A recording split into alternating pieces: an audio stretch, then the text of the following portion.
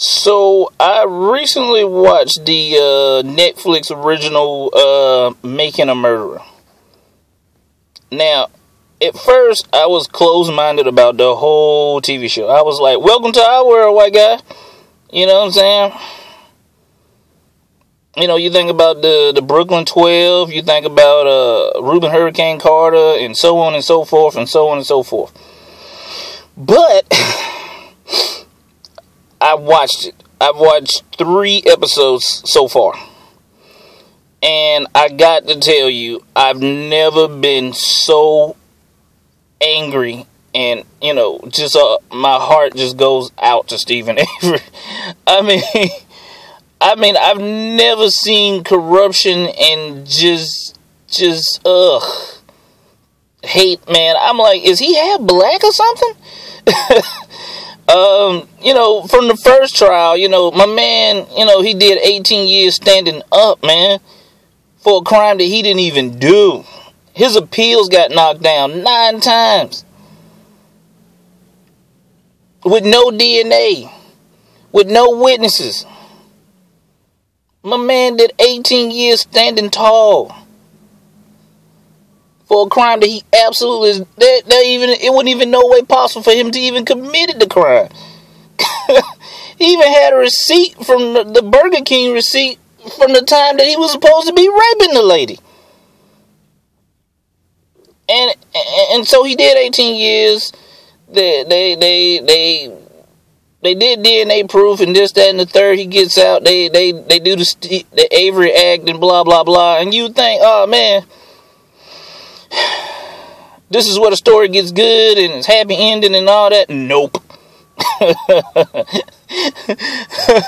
By episode 3, I'm standing on my couch angry. Okay. I guess I'm spoiling it, but I mean you can watch it. And anyway, I watched it. My man, he doesn't, you know, he's a functioning person in society. I mean, they say he has an IQ of 70. But that ain't the worst part. The worst part is that, you know what I'm saying, he sues Manitowoc County or whatever the name of it is, blah, blah, blah. I think it was for, $36 million or something like that. And, of course, these people can't afford to pay $36 million or however much it is. So, guess what? Time to set him up for the real takedown. This is like episode 2 or 3 or whatever it is. When the auto trader girl goes over and goes missing. And how coincidental, right before they getting ready to deposition the sheriff and the main two people involved in the whole situation, this girl turns up missing. Last place she was at, Stephen Avery's family salvage yard. They do a search. They start searching, and guess what? They find her car keys, and her deceased body on Stephen Avery's family property. You guessed it. Now let me give it to you like this. The girl has been shot, stabbed, and burned to death on his property, in front of his house. That's what he did. Allegedly.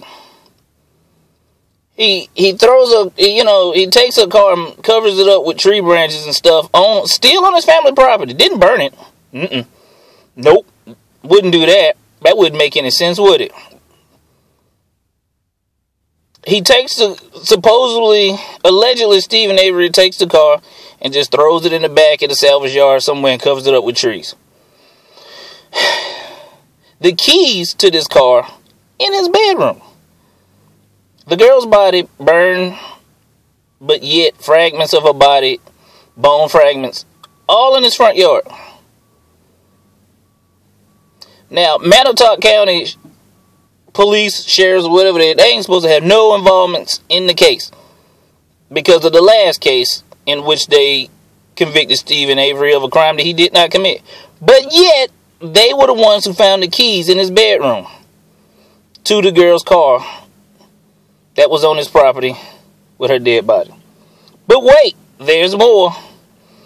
Steven Avery's nephew, who probably has an IQ of a 6-year-old, is questioned by the FBI or whatever, something with a C county. And basically they coerce him to say that Steven Avery did all these horrible things so far. Again, they question this kid, this 16-year-old kid who has the IQ of a 6-year-old, without a lawyer and without his parents' consent, and basically led him on to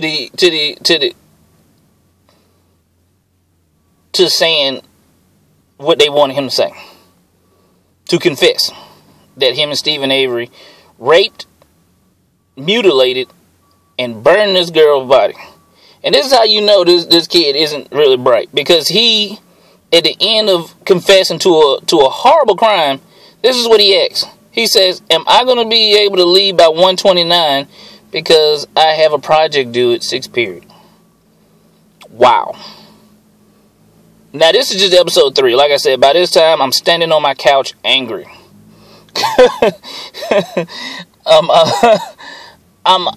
Like I said, my heart goes out to Steven Avery. I don't know if I can even watch any more of this.